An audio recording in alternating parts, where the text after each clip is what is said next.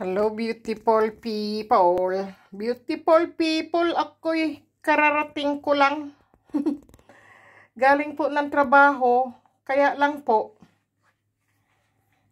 ay meron po ba akong napulot po doon?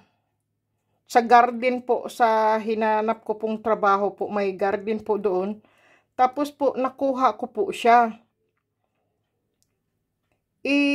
Nagustuhan ko po siya kasi po nakadikit po siya sa kahoy po ba, ng puno po ba.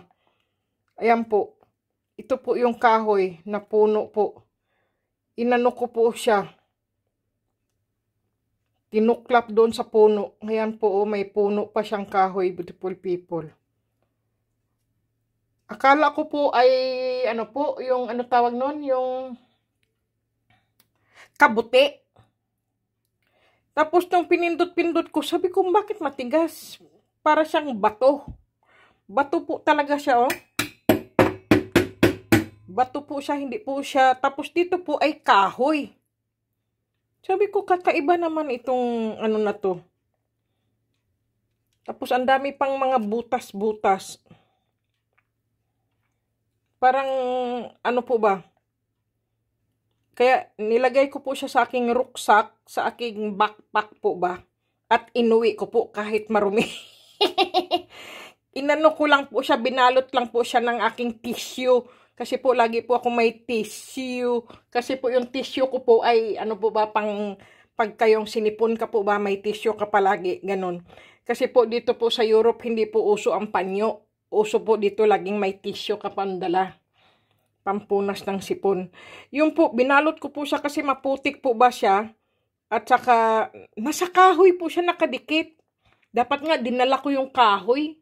Bakit ko kasi iniwan doon? Ayan po, oh. Kahoy po yan. Ang galing. Pero, subukan po natin dito sa tubig kung siya'y lulutang o lulubog. Tingnan mo, oh. Batong lutang po siya. Ang galing. Batong lutang. Napakaswerte po kasi ng batong lutang, beautiful people. Tingnan mo. Ang galing. Bato. Bato po siya pero lumulutang. Yan ang aking batong lutang po. Grabe. Kaswerte ko. Kasi po, pagka may ganito, beautiful people, no? Iyan po ay inilalagay lang po yan sa may, ano po, sa may tindahan. Halimbawa po, ang tindahan po ay ganito po ha. Sandali lang po.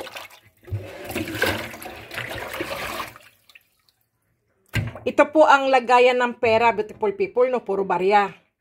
Yan po ay nahandyan lang po yan siya. Siya po ay nagtatawag o naghahalina po yan ng ano po, ng swerte. O kaya po ng customer. Ganyan po ang ibig sabihin ng batong lutang po. At saka ano po, magaang po siyang sa pamumuhay po ba.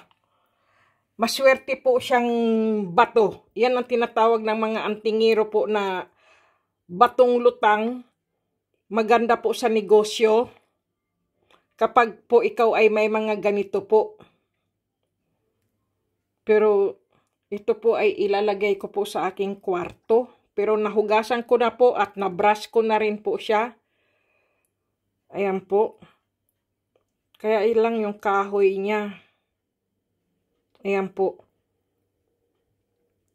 Inano ko po siya ng mainit na tubig po. Kasi baka may mga insekto po ba doon sa loob. Kasi butas-butas po kasi siya eh. Baka may mga insekto po ba. Ayan po. Pero malinis na po siya. Kasi kanina ko pa po siya hinuhugasan. Nakalimutan ko lang po ba i-video. Ayaw ko po sanang i-video kasi nga po. Kumbaga po ay kakaiba po ba siya. Pagka po pampaswerte ay hindi ko po dapat binibideo po ba. Siyempre po isa tayong vloggers. Wala po tayong iba vlog. Kaya isinishare ko na lang po sa inyo. Kung kayo po ay nakakita po ng batong lutang po, ay kunin nyo po. Subukan nyo po. Dahil kahit sinong antingero, beautiful people, ay swerte po ang batong lutang. Maganda po yan sa negosyo at maganda din po sa sa hanap buhay. Ganyan po. Diyan ka po siswertihin. Pero kakaiba po itong bato. Tinan mo, oh. Diyos ko, anong klase ba itong na to? May mga butas ba? Siguro anuhan to ng mga bubuyog. O kaya po mga no? O kaya bubuyog siguro o mga insekto po ba? O langgam, hindi po natin alam. Pero hindi naman to pwede sa sa isang ba tawag noon, yung isa po, yung bee, yung yung gumagawa ng honey bee po. Putakte, Diyos ko po. Yung putakte po, hindi po pwede to sa putakte kasi po ang putakte po, naggagawa po yun ng ng honey. Anong klase kaya tong mga insekto na handito po? Pero nahugasan ko na po siya. Kaya wala na pong pumapasok na kung anong insekto. Pero ang galing. Yan po ang nakuha ko. Inuwi ko po siya kahit marumi po siya, putik. Talagang nakadikit pa po siya sa kahoy. Kaya lang yung kahoy po niya ay malambot na po. Yung pang puno. Sa puno po siya nakadikit na punong buwal na na po ba, sira na. Ano ba sira? Hindi po sira. Ano ba tawag nun? Yung puno po bang na po, yung natumba na puno po ba? Nakadikit po siya. Nakita ko po, akala ko lang po, po siya, yung, ano ba yun, oy? Yung po bang kabuti? Diyos ko po, oy. Ang ginawa ko po, inano ko po siya ng sapatos. Kasi inaano ko muna siya ng sapatos, sinisipa-sipa ko muna siya ng sapatos kung ano siya ba. Matigas, sabi ko, ha? Tapos kinuha ko po sa kamay. Tapos nalaman ko, ay bato pala ito. Naku, nagka-interest po ako. Kaya, ayan po, kinuha ko at inuwi ko po siya.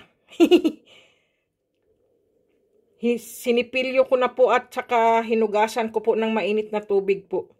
Kasi po, hindi natin alam, baka may mga insekto po ba dito o kaya po mga uod o kung ano-ano po bang lumabas. Mabuti na rin po yun. Kanina pa ako hugas ng hugas dyan Buti na lang. Okay. Tapos, ayan nga po. Mga sipilyo, sipilyo ko siya. Yung mainit na tubig. Pero okay na po yan. Sige. Anuhin ko na lang po siya. Patutuyuin. Tapos ilalagay ko po sa aking kwarto. Kasi swerte po yung mga batong lutang Pang ano ko na po ito, pang-apat na po. May 3 po akong batong lutang doon. Maliliit nga lang po. Pero ito ang pinakamalaking nakuha ko ngayon. At isa siyang kakaiba rin po siya. Ang galing, no? Ayan po.